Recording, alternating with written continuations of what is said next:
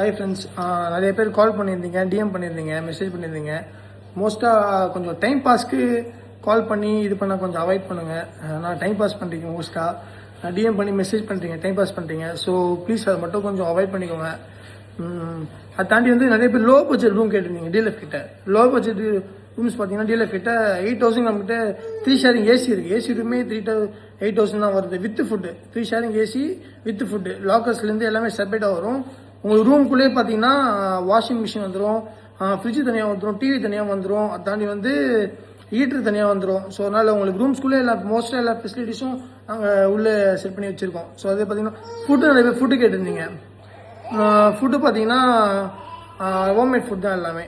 Homemade foods பார்த்தீங்கன்னா நம்ம வீட்டிலே சமைச்சு நம்ம என்ன சாப்பிட்றோமோ அதுதான் குக் பண்ணி தரோம். சரிங்களா? கொடுக்குற காசுக்கு ஃபுட்டுக்கு நம்மக்கிட்ட ஒர்த்தபிளாக ஃபுட்டு இருக்கும். ஸோ அதனால் நீங்கள் ஃபுட்டு பற்றி கவலைப்பட தேவையில்ல. ஃபுட்டும் நம்மகிட்ட எல்லாம் நல்லா இருக்கும். நம்ம ரிவ்யூஸ் பார்த்தாலே எல்லாருக்கும் தெரியும் கைஸ் உங்களுக்கு. அதுக்கப்புறம் பார்த்தீங்கன்னா